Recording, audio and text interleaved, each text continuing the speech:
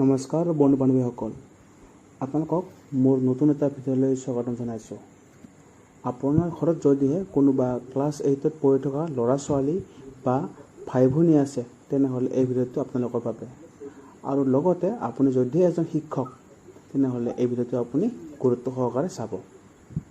Recently Assam government বা central গভৰ্ণমেণ্টে এখন notification প্ৰকাশ পাইছে, সেইটো স্কলাৰশ্বিপ সন্দৰ্ভত।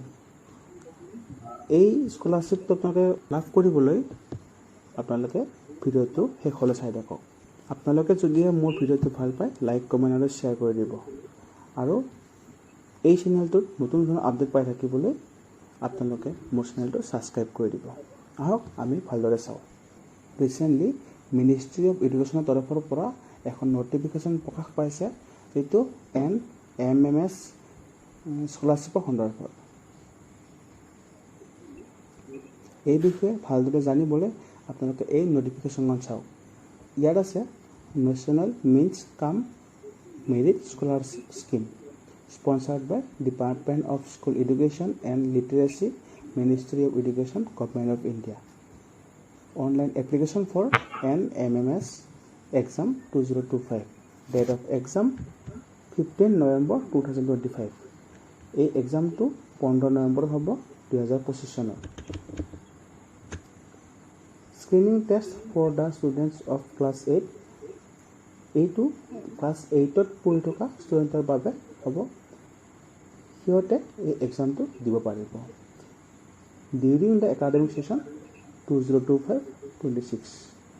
25-26 বৰ্ষত যিসকলে ক্লাছ 8ত পঢ়ি আছে, সিহঁতে এই এক্সামটো দিব পাৰিব। Online portal vidyarthi.co.in। Eligibility for scholarship selection NMMS exam 2025. The following students will be considered for the NMMS scholarship. তলৰ ক্ৰাইটেৰিয়াকেইটা মিলিলে ষ্টুডেণ্টবোৰে এই NMMS স্কলাৰশ্বিপৰ এক্সামটো দিব পাৰিব। Students studying in government and provincialise schools only. যিসকল ছাত্ৰ ছাত্ৰীয়ে গভৰ্ণমেণ্ট বা প্ৰভিঞ্চিয়েলাইজ স্কুলত পঢ়ি আছে, সেইসকলে এই এক্সামটো দিব পাৰিব। Parental annual income must be less than or equal to 3.5 lakh। 3,50,000 তলত যদিহে এনুৱেলি ইনকাম হয়, তেনেহ'লে এইটো স্কলাৰশ্বিপ স্কিমত এপ্লাই কৰিব পাৰিব। State quota for Assam 2411 scholarship will be awarded.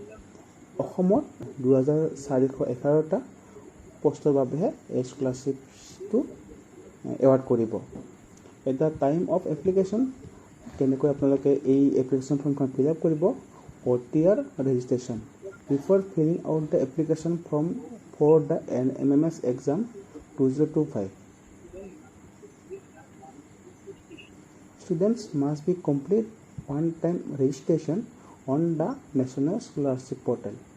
এই নেশ্যনেল স্কলাৰশ্বিপ পৰ্টেলৰ জৰিয়তে ষ্টুডেণ্টবোৰে ওৱান টাইম ৰেজিষ্ট্ৰেশ্যন এটা কৰিব লাগিব, যিটো OTR বুলি কোৱা হয়।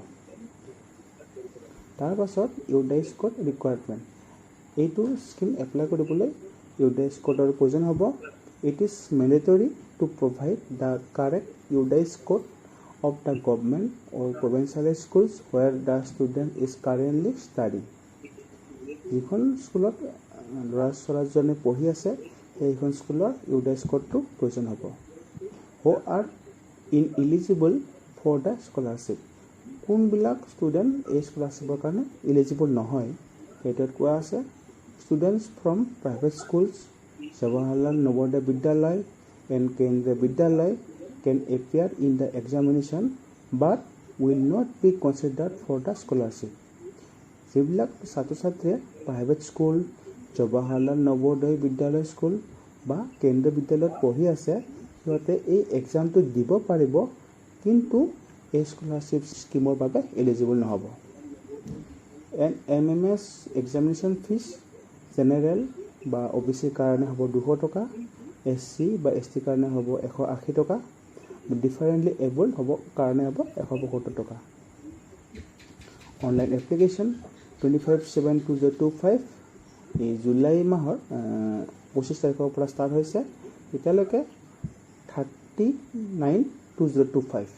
ছেপ্টেম্বৰ মাহৰ 30 তাৰিখলৈকে এইটো অনলাইন এপ্লিকেশ্যন চলিব আৰু ইয়াৰ এডমিট কাৰ্ড দিব 5/11/2025 নৱেম্বৰ মাহৰ 5 তাৰিখে ইয়াৰ এডমিট কাৰ্ড দিব এক্সামিনেশ্যন চেণ্টাৰ হ'ব district headquarters sub divisions et cetera ডিষ্ট্ৰিক্টৰ হেডকোৱাৰ্টাৰ বা সাব ডিভিজনবোৰত ইয়াৰ এক্সাম চেণ্টাৰবোৰ দিব ইয়াৰ বাবে আপোনালোকে যোগাযোগ কৰিব পাৰিব কিছুমান নম্বৰ দিয়া আছে বা হোৱাটছআপ নম্বৰ দিয়া আছে বা অসম চৰকাৰৰ examination and training branch directorate of secondary education Assam Kahilipara Guwahati ইয়াত হোৱাত আপোনালোকে যোগাযোগ কৰিব পাৰিব এই স্কলাৰশ্বিপত আপোনালোকে যদিহে পাছ হয় বা এই যিটো স্ক্ৰিনিং টেষ্টত পাছ হয় তেনেহ'লে আপোনালোকে 9, 10, 11, 12 এই 4টা বছৰৰ কাৰণে প্ৰতি বছৰত 12,000 টকাকৈ আপোনালোকে লাভ উঠাব পাৰিব এই 4টা বছৰত মুঠ আপোনালোকৰ 48,000 হ'ব আজিলৈ এইখিনিয়ে আপোনালোকে যদিহে মোৰ